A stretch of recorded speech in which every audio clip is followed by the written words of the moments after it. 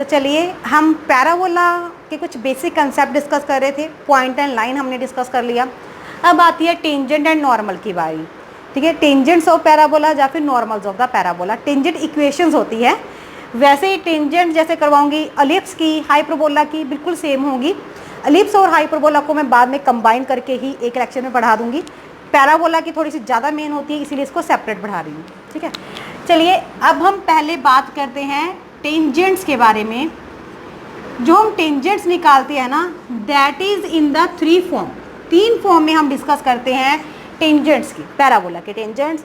एक होती है पॉइंट फॉर्म, जिसको हम बोलते हैं विद रिस्पेक्ट टू पॉइंट के रिगार्डिंग हमने निकालनी होती है इक्वेशन ऑफ टेंजेंट।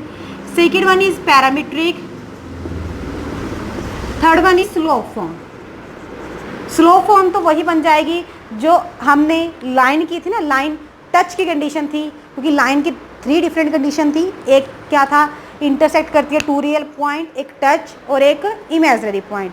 तो इसमें जो टच की कंडीशन थी वो आ जाती है इसमें स्लोप वाली फॉर्म, क्योंकि टेंजेंट का मीनिंग भी क्या हो गया, इक्वेशन ऑफ टेंजेंट, यानी कि वो टच वाली लाइन। अब पॉइंट फॉर्म में क्या रहेगा, एक कंसेप्ट माइंड में रखना। अगर पॉइंट फॉर्म है दैट मीन्स आपके पास कोई ना कोई गिवन पॉइंट होगा x1 y1। अगर पॉइंट फॉर्म की बात कर रहे हैं तो कोई ना कोई गिवन पॉइंट होगा x1 y1।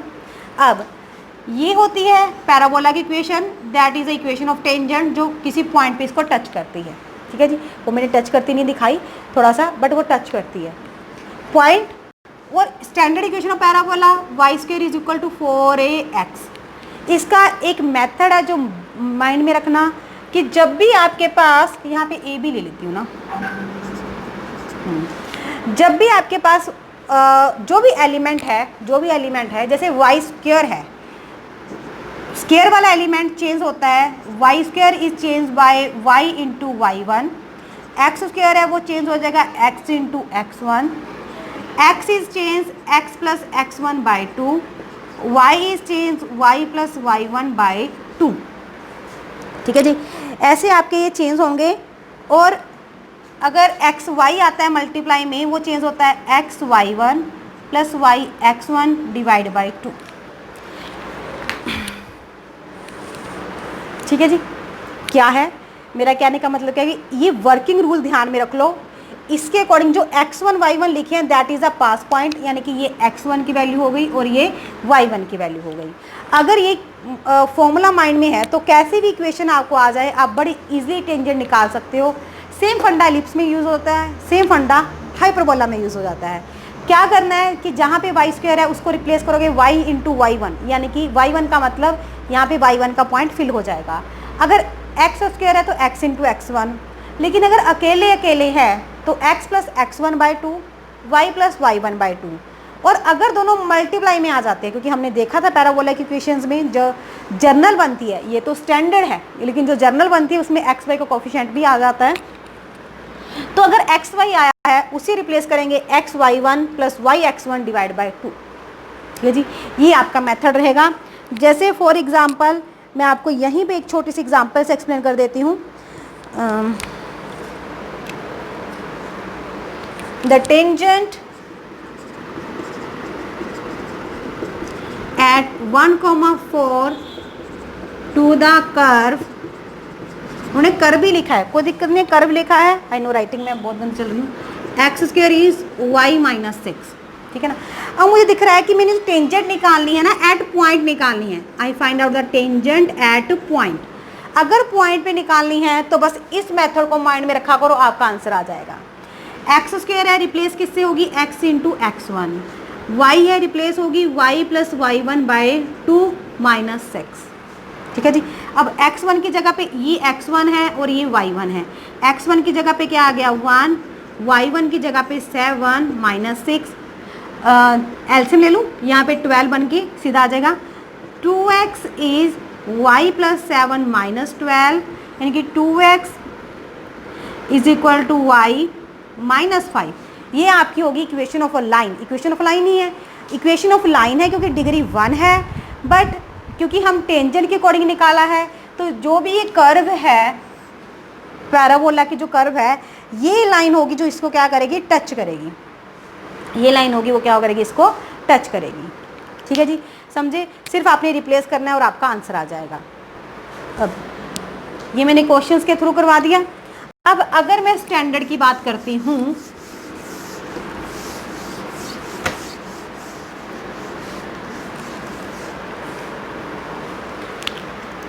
पॉइंट आपका x1 y1 है, पॉइंट आपका x1 y1 है, और स्टैंडर्ड इक्वेशन ये है, that is a y1 direct put हो गया is equal to 4ax x plus x1 by 2। ठीक है जी, यानी कि y1 is 2ax plus x1। तो इस पैराबोला के regarding point and parabola y square is equal to 4ax, हमारी इक्वेशन ऑफ टेंजेंट क्या आ गई, ये निकल के आ गई। In the same way different parabola के अकॉर्डिंग डिफरेंट इक्वेशन निकल के आ जाएंगी, है ना। ये जनरल इक्वेशन हो गई, अगर ध्यान में रखा जाए तो इसको मल्टीप्लाई करके आप एक्स वाई में सिंपल भी लिख सकते हो। इसका प्रॉपर चार्ट मैं आपके पास सेंड कर दूंगी, बाकी इक्वेशंस का आप देख सकते हो। ठीक है जी, चलिए अगर पैरामीट्रिक फॉर्म में आ गए हम, पैरामीट्रिक फॉर्म में सिंपल है, यही फंडा यूज होगा। पॉइंट क्या आ जाता है पैरामीट्रिक फॉर्म में, पॉइंट क्या आ जाएगा, अगर पैराबोला ये बात कर रही हूँ तो मैं ए टी स्क्वायर 2at यही आएगा पैराबोला, किसमें, जब y square is equal to 4ax की बात है। Point this for y square is equal to 4ax, दूसरे वाले भी मैं ले लूँगी। अब इक्वेशन ऑफ टेंजेंट क्या आ रही थी भाई, वही y इंटू y1, जो लिख देती हूँ 4ax plus x1 divide by 2। अब यहाँ पे y1 और x1 की वैल्यू पुट कर दो, 280 is equal to 2ax plus x1 की जगह पे at स्क्वायर। बस मैंने x1 और y1 की वैल्यू पुट की है, इसे 2 से ये भी 2 कट गया आपका, a से ये a कट गई, yt is equal to x plus at square, that is your equation. हाँ ठीक है ना, हम इसको लिखा भी, यानी कि इक्वेशन ऑफ टेंजेंट क्या बन के आ गई, ty is x plus at square, that is your equation of a tangent, equation of a tangent. ठीक है जी, लेकिन अगर आपके पास पैराबोला ये हो जाता है X square is equal to 4ay, उस फॉर्म में पैरामीट्रिक पॉइंट्स भी चेंज हो जाते हैं ना, पैरामीट्रिक पॉइंट चेंज हो जाएंगे। अब पैरामीट्रिक पॉइंट आपके ऑपोजिट हो जाएंगे, यानी कि यहाँ पे 2at, at स्क्वायर बनेगा। अगर प्लस वाला है तो ये दोनों प्लस में आते हैं, अगर ये माइनस वाला होता है तो एक्स वाला कोफिशिएंट क्या हो जाता है, माइनस हो जाता है। इन द सेम वे यहाँ, अब ये इक्वेशन है, ये पॉइंट है, फॉर्मूला निकालो और आपका आंसर हो जाता है। इसका भी चारों के स्टैंडर्ड पैराबोला के अकॉर्डिंग क्या चार्ट रहेगा वो आपको सेंड कर दूंगी मैं भी, क्या क्या चार्ट है, दैट्स वे आप ओनली फॉर्मूला पढ़ पाओ। ठीक है जी, क्लियर है। चारों के डिफरेंट के मैं आपको दे दूंगी, एक मैंने निकालना सिखा दिया कि हम कैसे निकालते हैं।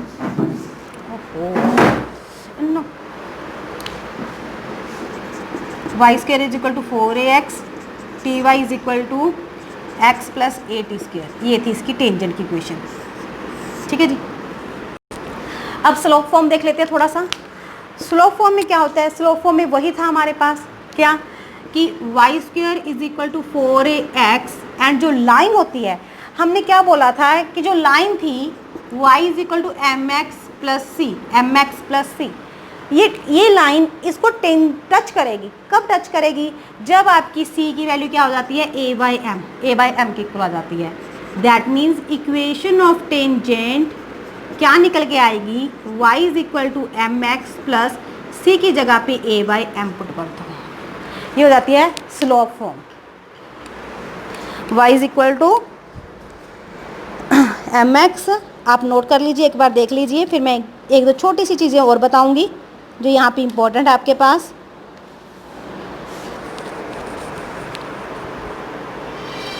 पॉइंट ऑफ कांटेक्ट हम पहले कर चुके हैं इन सब के, ये भी डिफरेंट स्टैंडर्ड पैराबोला के अकॉर्डिंग डिफरेंट आएंगी। ठीक है, डिफरेंट पैराबोला के अकॉर्डिंग डिफरेंट आएंगे। अब मैंने क्या चीज़ यहाँ पे नोट करवानी है, ठीक है, इसकी कुछ थ्योरम्स भी हैं वो बाद में ही नोट करवाऊंगी, उसके जस्ट रिजल्ट आपने माइंड में रखने हैं। अब मैंने एक करवाया है, सारे बाकी आपको मिल जाएंगे जिसमें आप पढ़ लेना। जस्ट अ मिनट,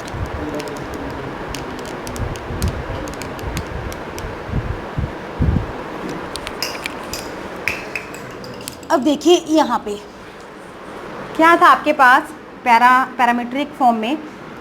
देखिए एक पैराबोला है, मैंने एक पी पॉइंट और एक क्यू पॉइंट है ना, यानी कि यहाँ पे x1 y1 और यहाँ पे x2 y2, इन दो पॉइंट से अटैच मैंने क्या करी, एक टेंजेंस ड्रा कर ली दोनों से, पी पॉइंट से, क्योंकि वन पॉइंट से वन टेंजेंट ड्रा होगी, वन पॉइंट से पी से टेंजेंट ड्रा की, क्या से टेंजेंट ड्रा की, और ये किस पॉइंट पे जाके कट हो गई, आर पॉइंट पे, यानी कि आर पॉइंट पे जाके ये इंटरसेक्ट हो गई। तो ये मैंने इंटरसेक्टिंग पॉइंट निकालना है, यानी कि जो टू टेंजेंट हैं of parabola intersect at a point R, और मुझे अब ये आर पॉइंट फाइंड आउट करना है कि ये मेरा आर पॉइंट क्या आएगा। ठीक है जी, तो मेरा ये आर पॉइंट क्या रहता है, ये मेरा आर पॉइंट रहता है जो फर्स्ट कोऑर्डिनेट है ना x1 x2, उनका क्या होता है GM, ठीक है ना, GM between x coordinate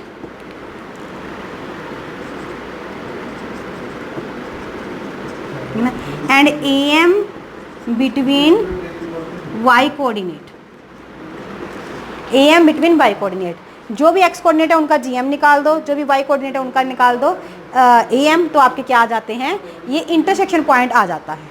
mainly हम इसे यूज़ करते हैं पैरामीट्रिक फॉर्म में, हमें बहुत यूज़ में पड़ता है। पैरामीट्रिक फॉर्म से ही हमें क्वेश्चन पूछे जाते हैं एग्जाम में। कैसे, अगर मैं बताऊं आपको, पैरामीट्रिक पॉइंट है आपके पास किसी टेंजेंट का, P point A_T1 square 2A_T1, एक क्यू पॉइंट है A_22 स्क्वायर 2A_T2, ठीक है। दो पॉइंट इसी फॉर्म में लेंगे हम, पैरामीट्रिक फॉर्म पहले ही बताया था। यहाँ से एक टेंजेंट गई, यहाँ से एक टेंजेंट गई, intersect at a point R point पे इंटरसेक्ट कर गए, तो आर पॉइंट क्या रहेगा। अब आर पॉइंट इनके बिटवीन क्या आएगी जी, GM का मतलब क्या होता है, square root A multiply B, यही होता है।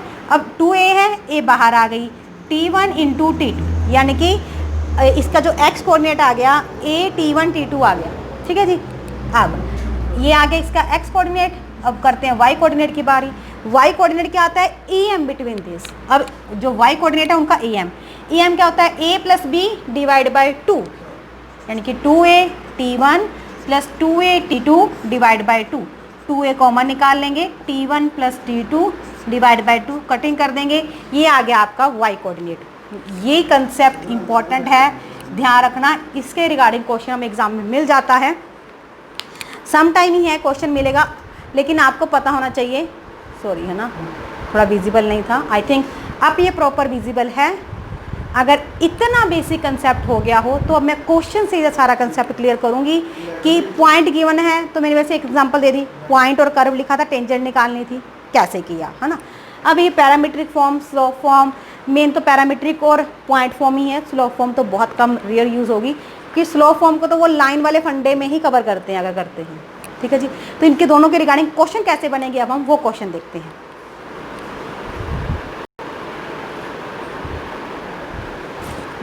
तो चलिए देखिए, अभी मैंने यहाँ पे जस्ट ओनली 2 क्वेश्चन ही लिखे हैं, और भी क्वेश्चन डिस्कस करेंगे, और भी बहुत सारा कंसेप्ट पढ़ा है इसमें करने वाला, ये नहीं पता कि 2 वीडियो में कवर हो, क्योंकि बहुत छोटे छोटे रिजल्ट हैं जो डायरेक्ट हम कहते हैं ना एज अ डेफिनेशन बेस्ड पूछ लिए जाते हैं, तो वो आपको करने बहुत ज़रूरी हैं।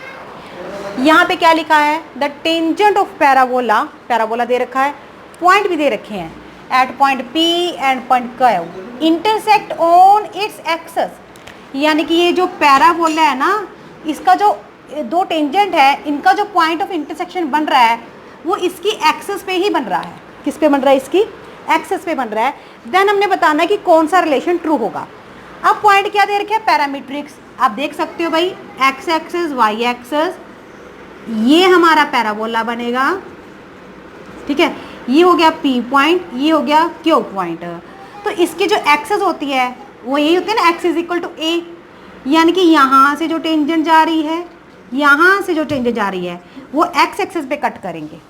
अगर x एक्सेस पे कट करेंगे तो यहाँ पे y एक्सेस क्या होगा, 0 होगा ना, यानी कि मैंने क्या निकालना है, R पॉइंट निकालना है। R पॉइंट में भी मुझे क्या पता है, इट्स एक्सेस दिया है, यहाँ पे x कोऑर्डिनेट आता है, यहाँ पे y कोऑर्डिनेट आता है। इस लाइन पे मेरा y एक्सेस क्या होगा, 0 होगा, तो मैं क्यों ना कल y कोऑर्डिनेट ही ले लूँ, क्यों मैं x कोऑर्डिनेट साथ में निकाल के अपना टाइम वेस्ट करूँ, है ना। टाइम मेरे पास पहले सेव करना है मैंने, क्वेश्चन समझ के उसके अकॉर्डिंग चलो, सीधा x नहीं। y कोऑर्डिनेट कैसे निकलता था, am between the 2 points, am between the 2 coordinates. तो चलिए देखिए, y इज इक्वल टू 0 लेंगे तो y कोऑर्डिनेट क्या आता था, am बिटवीन दिस, इसके बिटवीन और इसके बिटवीन am, यानी कि 2a_t1 plus 2a_t2 divide by 2 is equal to 0, है ना। 2 तो हमने कट ही किया था, a भी इसमें हमें दिख रहा है 0 के साथ खत्म हो जाएगा, t1 प्लस t2 इज 0, यानी कि t1 is minus t2, t1 is minus t2, ये ऑप्शन आपकी यहाँ पे आके मैच हो गई। इजी था ना, सिर्फ स्टेटमेंट समझ में आनी चाहिए, हो जाएगा। अब सेकंड क्वेश्चन जो दिया है उसमें कुछ नहीं दिया, इसमें तो चलो पॉइंट दिए थे, हमने निकाल लिया, इजी था। एक बात और कहना चाहूंगी, सम टाइम पैराबोला के क्वेश्चन ऐसे आ जाते हैं, हमें नहीं पता होता कैसे स्टार्ट करें, उसमें ना पैरामीट्रिक क्वेश्चन लेके चला करो, क्योंकि पैरामीट्रिक में एक्स और वाई कॉमन पॉइंट हो जाता है, जिसमें सॉल्व करना ईजी हो जाता है।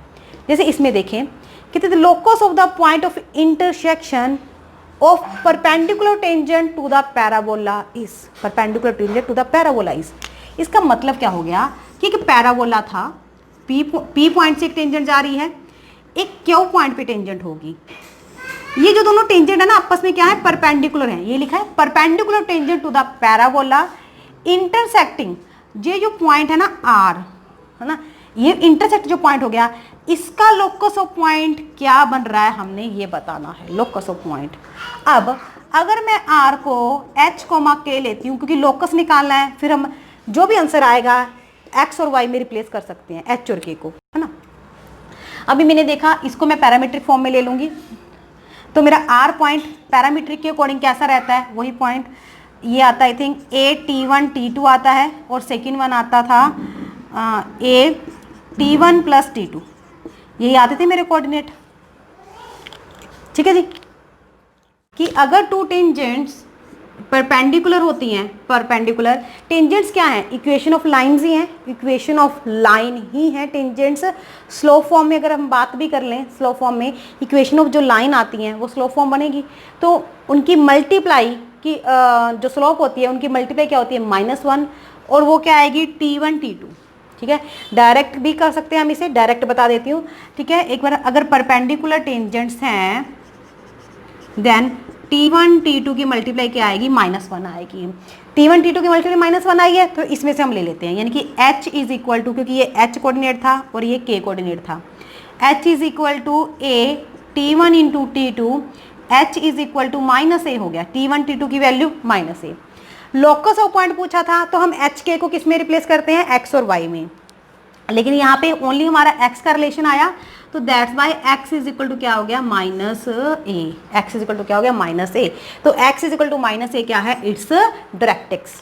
ठीक है, दोबारा से पढ़ाऊंगी मैं इस चीज़ को, समझ में आएगा आपको, ध्यान से सुनिए इस बात को।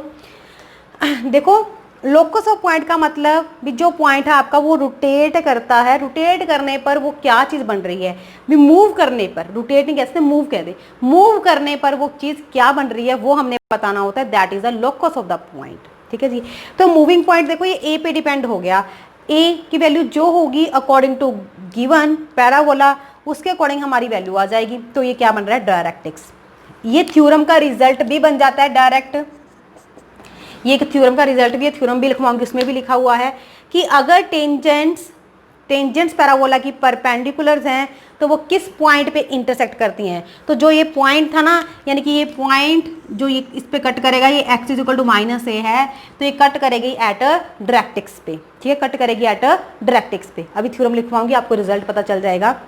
अब ये मैंने डायरेक्ट लिख दिया, अगर आपको डायरेक्ट नहीं आता भी t1 t2 की वैल्यू -1 कैसे आई, आपको नहीं आइडिया आ रहा है ना कैसे आई, मेरा डस्टर हमेशा घूम जाता है, डस्टर।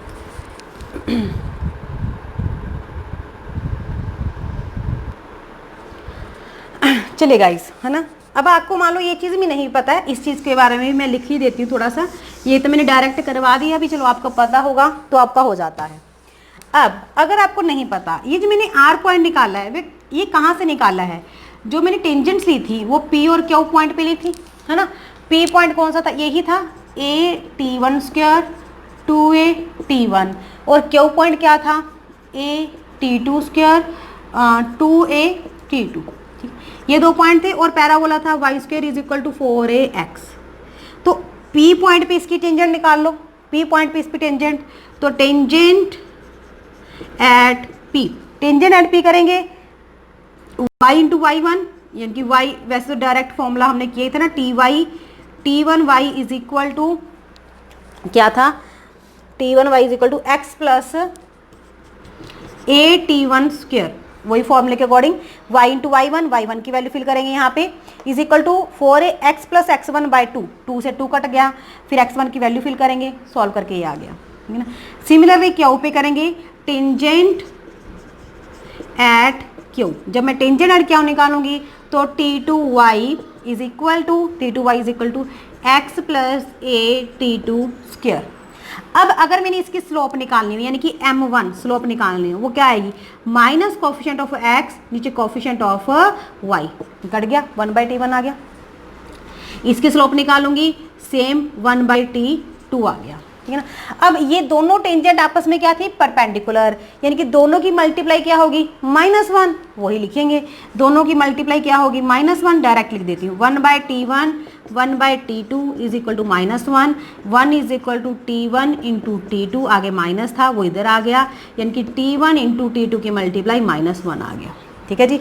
अगर आपको डायरेक्ट वैसे याद है कि परपेंडिकुलर टेंजेंट्स हैं तो t1 t2 की मल्टीप्लाई -1 है, तो डायरेक्ट फिल करके कर लेना। अगर आपको वैल्यू याद नहीं है तो कंडीशन यूज़ करो, टेंजेंट्स परपेंडिकुलर बोला था तो पहले मैंने दोनों पॉइंट्स पे टेंजेंट निकाल दी, परपेंडिकुलर की कंडीशन तो मुझे पता है कि दोनों की जो स्लोप है उनकी मल्टीप्लाई -1, तो दोनों की स्लोप की मल्टीप्लाई को -1 लिया, यहाँ से मैंने t1 t2 निकाल लिया, ठीक है जी। क्लियर है, बस ये कंसेप्ट आपने यूज़ करना है। अब मैं कुछ थ्योरम के रिजल्ट लिख रही हूँ, फिर मैं 1-2 क्वेश्चंस करवा दूंगी आप लोगों को, जिससे आपका कंसेप्ट बिल्कुल क्लियर हो जाएगा। तो चलिए देखिए, अब ये कुछ रिजल्ट हैं। आई नो राइटिंग बहुत गंदी हुई है, आपको समझ में नहीं आएगा, मैं पढ़ाऊंगी तो आपको समझ में आ जाएगा, तभी तभी आप नोट कर लेना, ठीक है जी। हल्के हल्के से रिजल्ट हैं और थोड़े से पता होने चाहिए। फर्स्ट वन तो वही है जो मैंने अभी बताया, जो अभी हम क्वेश्चन करके चुके हैं, है ना, कि जो टेंजेंट्स हैं 2 पॉइंट्स पे वो जब मीट करती हैं, ठीक है ना, लेकिन जो मेन मीट पॉइंट होती है वो तो हमारा क्या था, वो कहाँ पे मीट हो गया था, डायरेक्ट्रिक्स पे मीट हो ही गया था, है ना। यहाँ पे भी ये लिखा हुआ है, लेकिन यहाँ पे कंडीशन के साथ है कि tangent of extreme point of a focal code, ठीक है, कौन सी कोड, फोकल कोड। मेरे जैसे मान लो ये फोकल कोड होगी जो एस में से पास होगी, इसके जो एक्सट्रीम पॉइंट होंगे, इससे जब हम टेंजेंट ड्रा करते हैं वो टेंजेंट इंटरसेक्ट करती है राइट एंगल पे किस पे इंटरसेक्ट करती है, ऑन डायरेक्ट्रिक्स पे, याद रखना, राइट एंगल पे भी इंटरसेक्ट करेगी, डायरेक्ट्रिक्स पे करेगी। जब डायरेक्ट्रिक्स पे दे रखा हो तो आपस में एंगल कौन सा बनाएंगी, राइट एंगल बनाएंगी। ये 2 रिजल्ट इस एक थ्योरम से निकल के आते हैं। समटाइम डायरेक्ट क्वेश्चन भी पूछ लिया जाता है कि जो टेंजेंट्स हैं extreme point of the focal chord of a parabolas cut at a directrix, then the angle between the tangent is, वो 45, 30, 90, 60 ऐसे दे सकते हैं। तो हमें पता है कि कट किस पे करती हैं, राइट एंगल पे 90 पे कट करती हैं और ऑन द डायरेक्ट्रिक्स करती हैं, ठीक, क्लियर हो जाएगा, ऑन द डायरेक्ट्रिक्स करते हैं। सेकेंड वन देखिए, इंपॉर्टेंट रिजल्ट है सेकेंड थर्ड, ये डायरेक्ट क्वेश्चन में यूज हो जाते हैं। कहते if S Z with a perpendicular to the tangent at a point P, एक पी पॉइंट है जिससे हमने क्या ड्रा की भाई, टेंजेंट ड्रा कर ली। एस क्या हो गया हमारा, फोकस। इस फोकस से हम टेंजेंट पे क्या लेते हैं, परपेंडिकुलर, क्या हो गया ये एस जेड, क्या लिखा है, S Z be tangent, tangent हो गई, sorry S Z be perpendicular to tangent at a point P of a parabola, then जो z होगा, z वो लाई किस पे करेगा, lie on a tangent at vertex, lie on a tangent at a vertex. यहाँ तक एक theorem का रिजल्ट हो जाता है। ये इस सेकंड 2 थ्योरम में कंबाइन की होगी, कंबाइन करके ये रिजल्ट बने हुए हैं, ठीक है। यहाँ तक का भी रिजल्ट आपको पूछ सकते हैं, क्या रिजल्ट पूछ सकते हैं कि अगर हमने पैराबोला के एक पॉइंट से टेंजेंट ड्रा की है, एक पॉइंट से टेंजेंट ड्रा की गई है, and from the focus we draw a perpendicular on a tangent from the focus we draw a tangent, sorry tangent निकल जाता है, we draw a perpendicular on a tangent, ठीक है ना, then the foot of the perpendicular lie on, तो किस पे लाई करेगा, वर्टेक्स पे लाई करेगा। एक तो ये बनती है, ठीक है। जो जेड है, यानी कि जो जेड है that is a perpendicular foot हो गया, या एक्सट्रीम पॉइंट ऑफ परपेंडिकुलर बोल सकते हैं, वन पॉइंट ऑफ परपेंडिकुलर बोल सकते हैं, है ना। तो वो किस पे लाई करेगा, ये वर्टेक्स वाली लाइन हो गया, वर्टेक्स पे लाई करेगा, ठीक है ना। If S Z be perpendicular to tangent at a point P of a parabola, then Z lie on tangent at vertex, ठीक है जी। तो जो जेड लाई करेगा वो वर्टेक्स पे लाई करेगा, वर्टेक्स पे लाई करेगा। सेकेंड वन क्या है आपके पास, अगर ये कंडीशन होल्ड होती है, वर्टेक्स पे लाई कर रहा है, देन हमारे पास ये S Z square is equal to A S into S P होता है, A S into S P. ये इसका मतलब क्या है, लेंथ है, डिस्टेंस फॉर्मूला लगा के हम लेंथ निकाल लेते हैं ना, वो लेंथ है। S focus point A comma 0 है, ठीक है ना। एंड पॉइंट यहाँ वर्टेक्स पे ये 0,0 है, यहाँ पे एक्स की वैल्यू तो 0 होगी, लेकिन वाई की कुछ समथिंग वैल्यू आएगी, वो पॉइंट होगा। यहाँ पे ए पॉइंट हमें दिया ही होगा, पी पॉइंट को गिवन होगा, तो ए एस का डिस्टेंस निकालना है, एस पी का डिस्टेंस निकालना है। ए एस और एस पी की मल्टीप्लाई किसके इक्वल होगी, एस जेड के, यानी कि एस जेड के स्क्वायर के इक्वल होगी, अगर हमने एस जेड की लेंथ निकालनी है, ठीक है ना। ये रिलेशन याद रखना, ये रिलेशन यूज़ करके काफ़ी क्वेश्चन यूज हो जाते हैं आपके। मैं दोबारा रिपीट करना चाहूँगी इस क्वेश्चन को, आई नो वीडियो लंबी हुई तो नॉर्मल वाला हम नेक्स्ट लेक्चर में कर लेंगे, लेकिन थोड़ा पता होना चाहिए, क्योंकि अगर मैं दोबारा रिपीट कर देती हूँ ना, तो आपके माइंड में बैठ जाती है कि कहना मैं क्या चाहती हूँ। कि एक पैराबोला है, पैराबोला के से हमने क्या लिया, एक पॉइंट लिया, उससे हमने क्या की, टेंजेंट ड्रा की, ठीक है, टेंजेंट ड्रा की उस पॉइंट से। तो फिर पैराबोला का फोकस होगा, तो पैराबोला के फोकस से हमने एक परपेंडिकुलर ड्रा कर दिया। जो परपेंडिकुलर ड्रा किया ना, वो क्या हो गया, वो टेंजेंट को कट करेगा तो करेगा, लेकिन कट कहाँ करेगा, अगर परपेंडिकुलर ड्रा किया है, वो कट करेगा वर्टेक्स पे, जहाँ पे उस पैराबोला का वर्टेक्स बनेगा, उस वर्टेक्स पे वो कट करेगा। क्योंकि ये भी पूछ लेते हैं, जैसे ये डायरेक्ट्रिक्स पे कट हो रहा है ना, और ये वर्टेक्स पे कट होगा। दोनों में थोड़ा सा डिफरेंस बताऊंगी मैं, पहले करो फिर मैं नीचे रेज करूंगी। अब ये छोटे छोटे रिजल्ट और हैं। Tangent at point P and Q on a parabola meet in T, then ये कंडीशन भी होल्ड होती है। ये वो कंडीशन आ जाती है आपकी, यहाँ पे बना देती हूँ ना, मान लो कोई भी पैराबोला था, पी पॉइंट हो गया, क्यू पॉइंट हो गया। अब कोई ऐसी कंडीशन नहीं है टी पे मीट कर रहे हैं, कहीं पे मीट कर सकते हैं, कोई डायरेक्ट्रिक्स पे नहीं है, कोई वर्टेक्स पे मीट नहीं है, कहीं पे भी मीट कर सकते हैं। तो जब ये मीट करते हैं तो फोकस है जो एस, अगर फोकस लेती हूँ तो मैं एस टी का डिस्टेंस इज इक्वल टू हो जाता है एस पी और एस क्यू के, ठीक है जी। S T square is equal to S P square और अपॉन एस क्यू। पी और क्यू पॉइंट गिवन होते हैं, टी पॉइंट हम इंटरसेक्ट पॉइंट निकाल लेते हैं। कैसे, पी और क्यू से बहुत इजीली निकल जाता है। कैसे निकल जाता है पी और क्यू से, क्योंकि पहला पॉइंट होता है एक्स कोऑर्डिनेट जीएम और वाई कोऑर्डिनेट होता है एएम। इसको यूज़ करके आप कर सकते हो, और इसी से हमें पता चल जाता है कि अगर ये रिलेशन फॉलो हो रहा है तो ये किस में है, ये जीपी में है। अगर आपको ये भी दे रखा हो ना कि tangent at point P and Q on a parabola meet and T, then आपसे पूछा हो कि S T, S P and S Q are in, भी ये किस में होंगे, ये क्वेश्चन भी पूछ लेते हैं। ये तीनों अलग अलग दे रखे हैं, एस के साथ तीनों का दे रखा है और टी पॉइंट में मीट कर रहे हैं, तो ये तीनों क्या होंगे, इन जीपी में होंगे। क्योंकि देखो जीपी का रिलेशन बन रहा है ना, एस टी का स्क्वायर बाकी टू के मल्टीप्लाई के अंदर, तो दैट मीन ये जीपी का रिलेशन बन रहा है। अब ये रिजल्ट तो ध्यान में रखने हैं। ये तीनों तो मैंने इसलिए बोला था, ये तीनों आपको क्वेश्चन में यूज होंगे, ठीक है ना। ये तो पूछेंगे तो डायरेक्ट पूछेंगे। ये वाले तीन रिजल्ट ऐसे हैं जो डायरेक्ट पूछ सकते हैं। इससे रिगार्डिंग मुझे नहीं लगता कि क्वेश्चन बनेगा हमारे पास। इन तीनों के रिगार्डिंग क्वेश्चन बन सकता है हमें एग्जाम में। क्या है कि orthocentre of a triangle formed by 3 tangent of a parabola, एक पैराबोला से 3 टेंजेंट्स ड्रा की तो एक ट्रायंगल निकल के आ गई। अब जब ट्रायंगल निकल के आई है उसका जो ऑर्थो सेंटर है वो किस पे लाई करेगा, डायरेक्ट्रिक्स पे लाई करेगा। उसका ऑर्थो सेंटर किस पे लाई करेगा, डायरेक्ट्रिक्स पे लाई करेगा। इन द सेम वे अगर सर्कुम सेंटर की बात करें, सर्कुम सेंटर क्या होगा, पास थ्रू करेगा फोकस ऑफ द पैराबोला। अगर सर्कुम सेंटर की बात करें तो वो पैराबोला के फोकस से पास करेगा।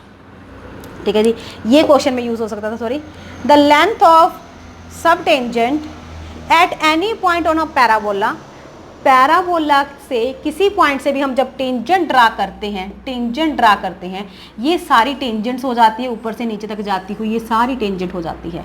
यहाँ तक मैंने एक टी पॉइंट ले लिया है ना, तो जो लेंथ है ऑफ सब टेंजेंट, यानी कि ये अगर हम बात करें ये टीपी की, ये होगी लेंथ ऑफ सब टेंजेंट। जो लेंथ ऑफ सब टेंजेंट हो जाती है and any point on a parabola, वो किसके इक्वल आती है, to the abscissa of point. ठीक है, ये डायरेक्ट रिजल्ट है, प्रूफ है इसका, यानी कि थ्योरम है ये, हमने प्रूफ नहीं करने, डायरेक्ट रिजल्ट याद रखेंगे हम। जो भी पी पॉइंट होगा ना आपका, पी का जो भी एक्स एक्स का पॉइंट होगा उसको डबल कर दो तो लेंथ ऑफ सब टेंजेंट आ जाएगी। बस क्या याद रखना है, अगर आपको उन्होंने पूछ लिया कि कोई भी एक गिवन पॉइंट दे दिया और बोला है कि find the length of sub tangent at point P on the parabola, तो हमें पता है लेंथ ऑफ सब टेंजेंट क्या होती है, जो भी पी पॉइंट है उसके एक्स कोऑर्डिनेट को क्या कर दो, 2 से मल्टीप्लाई कर दो, क्योंकि 2 इंटू अब्सिस्सा पार्ट लिखा है, तो पी पॉइंट गिवन ही था, कोई टेंजेंट निकालनी, कोई फॉर्मूला नहीं अप्लाई करना, सिर्फ एक्स कोऑर्डिनेट को हम 2 से मल्टीप्लाई कर देंगे, हमारी लेंथ ऑफ सब टेंजेंट आ जाएगी। समझ रहे हो? आई होप आपको क्लियर हो गया होगा ये सारा फंडा। ठीक है जी, इनका भी ध्यान रखना, अगर टेंजेंट वर्टेक्स पे मीट करती हैं तो यहाँ पे देखो S N the square, A S square, S P square. Tangent किसी भी पॉइंट पे मीट करती हैं, किसी भी पॉइंट पे S T square, S P और एस क्यू, बिल्कुल सिंपल है ना। अगर टेंजेंट फोकल कोड की लेंथ पॉइंट से आ जाती हैं तो वो इंटरसेक्ट करेंगे, डायरेक्ट्रिक्स पे ही इंटरसेक्ट करेंगी और राइट एंगल में होंगी। क्लियर है? अब मैं कुछ क्वेश्चन लिखती हूँ इसी पे बेस्ड, तो आपके कंसेप्ट भी क्लियर हो जाएंगे। तो चलिए देखिए, अब मैंने ये 2 क्वेश्चंस लिखे हैं, ठीक है, उसी पे बेस्ड है जो अभी हमने थ्योरम्स की हैं। नहीं माइंड में आएगा तो हमें एज इट पता चल जाएगा। The tangent eight and point of any code, इन्होंने एनी कोड लिख दिया, थ्रू 1,0। ठीक है जी, अगर यहाँ पे फोकल कोड लिखते तो मेरे लिए तो बहुत ईजी था, अब मुझे चेक करना पड़ेगा। थ्रू 1,0, जो 1,0 से पास हो रही है, टू पैराबोला, इस पैराबोला की इंटरसेक्ट एट, किस पे इंटरसेक्ट करेगी हमने ये बताना है। अब अगर इन्होंने फोकल कोड लिखा होता तो मुझे पता था, ये ना लिखा होता भी, फोकल कोड की अगर एंड पॉइंट से बनती है तो डायरेक्ट्रिक्स पे कट करेगी, राइट एंगल पे कट करेगी, तो 90 वाले की ऑप्शन में से डायरेक्ट्रिक्स देख लेती मैं, इसका क्या बन रहा था, मेरा आंसर आ जाता। ठीक है जी, लेकिन देखती हूँ इन्होंने एनी कोड लिखा है, क्या पता ये फोकल कोड ही बन रही हो, अगर फोकल कोड बनेगी तो वही फंडा मैं यूज करूंगी। ठीक है जी, समझ में आई मेरी बात? फोकल कोड चेक कर लेती हूँ, ये पैराबोला है, y square is equal to -4 common x - 2 आ गया, यही आएगा -4, क्योंकि 4 उधर जाएगा, -4 कॉमन x - 2 आ गया, यानी कि इसका जो वर्टेक्स है वो कितना हो गया, x की वैल्यू 2, y की वैल्यू 0, शिफ्टेड पैराबोला हो गया, तो ये वर्टेक्स हो गया इसका। और हम अगर इसे कंपेयर करेंगे, -4x is equal to -4ax is equal to -4ax, है ना। यहाँ पे मैं लगा लेती हूँ a डैश माइनस, यानी कि जो a की वैल्यू वो कितनी आ रही है, 1 आ रही है, a की वैल्यू कितनी आ रही है, 1 आ रही है, 1 आ रही है ना। तो अब अगर a की वैल्यू 1 आ रही है यहाँ पे,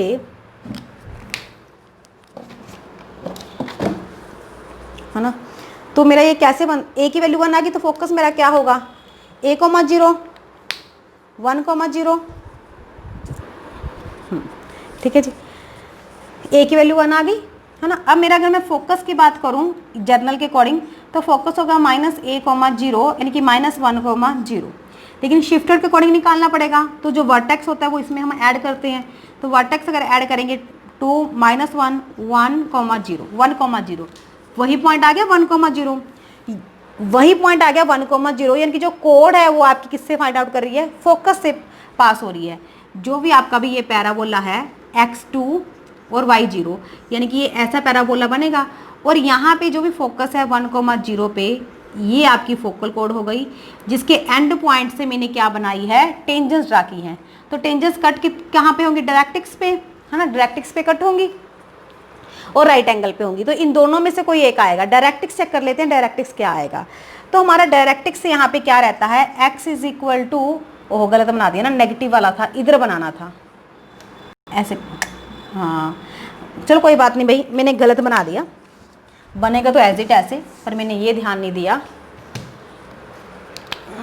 -4x वाला था तो ये इस तरह बनना था, इस तरह बनना था, ठीक है जी, x2 y0, ओके, और यहाँ से फोकस हो गया। अब डायरेक्ट्रिक्स देखते हैं, डायरेक्ट्रिक्स पे ये आके मीट करेगा, ठीक है जी। तो क्या करने वाली थी मैं, यहाँ से हमने टेंजेंट्स ड्रा की हैं पी और क्यू पॉइंट से, पॉइंट मुझे नहीं पता बट मुझे कंडीशन पता थी राइट एंगल पे कट होंगे, तो सी और डी में से कोई भी आ सकती है। अब मैं सिर्फ डायरेक्ट्रिक्स चेक कर लेती हूँ। डायरेक्ट्रिक्स में मेरा क्या आ जाएगा, x is equal to a आ जाएगा, क्योंकि नेगेटिव था तो पॉजिटिव ए आएगा, x is equal to A.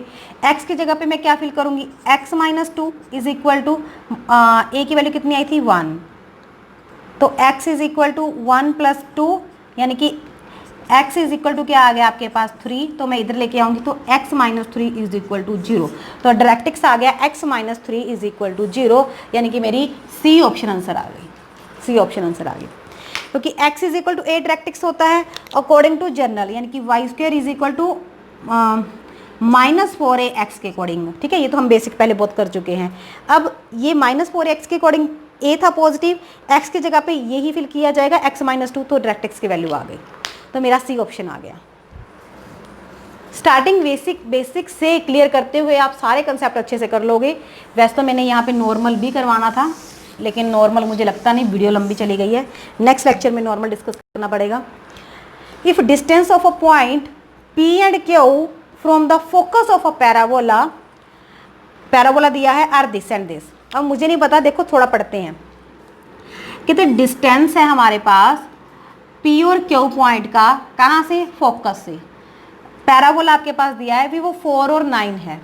Then the distance of the point of intersection of the tangent at P and Q, ये थ्योरम माइंड में आएगी। देखिए एक parabola y square is equal to 4ax, यहाँ पे P point, यहाँ पे Q point, P और Q, इनसे जो टेंजेंट ड्रा की that intersect at point T, मैंने T ले लिया है ना। यही कंडीशन है ना कि देखो the distance of a point जो हमने निकालना है ऑफ इंटरसेक्शन, किसका, इंटरसेक्शन ऑफ टेंजेंट, टेंजेंट की इंटरसेक्शन से बनाया जो P और Q से, फ्रॉम द फोकस, जो डिस्टेंस निकालना है वो कहाँ से निकालना है, फोकस से निकालना है, यानी कि यहाँ पे कोई फोकस पॉइंट होगा। अगर पहला बोला ये है तो 1,0 ही होगा फोकस, तो मेरा इसका डिस्टेंस यहाँ से निकालना है, यानी कि मैंने ST फाइंड आउट करना है कि क्या आएगा। वैसे ये पैराबोला में यूज़ की है, 10th क्लास में भी हमारे पास ये टेंजेंट्स वाला चैप्टर है, वही थ्योरम है, यहाँ पे वही चीज़ यूज़ हो रही है। क्या बनेगा, ST square is equal to SP square और SQ square, SP into SQ square बोल रही हूँ, ST square is equal to SP into SQ, ठीक है जी, ये हो गया। 10th क्लास में क्या है, यहाँ पे पैराबोला वर्ड लिया गया है। 10th क्लास में हम सर्कल लेते हैं, फिर तो ये 90 पे कट होती हैं, पाइथागोरस के अकॉर्डिंग वहाँ पे हम करते हैं। 10th क्लास में यही फंडा करते हैं, यही सेम पैराबोला में अप्लाई हो रहा है। SP देखो इन्होंने लिखा है distance of P from focus is 4, यानी कि 4, और Q का 9, 36 आ गया। ST स्क्वायर, तो ST कितना निकल के आ गया आपके पास 6। क्वेश्चन समझ में आ गया, तो क्वेश्चन बहुत ईजी था ये करने वाला, ठीक है जी। बस स्टेटमेंट समझनी थी और आपका आंसर हो गया। अभी वीडियो बहुत लंबी होगी, फिर इतनी कंप्रेस भी नहीं होती, बड़ी प्रॉब्लम आती है ना, आपका डाटा ज़्यादा जाता है। टेंजेंट्स मैंने करवा दी, यहाँ पे नॉर्मल ऑफ पैराबोला रहती हैं, फिर कॉमन टेंजेंट्स रहती हैं, फिर जाके हम एलिप्स पे पहुँचेंगे, ठीक है जी। नेक्स्ट लेक्चर में अब हम करेंगे नॉर्मल्स के बारे में। थैंक यू, तब तक आप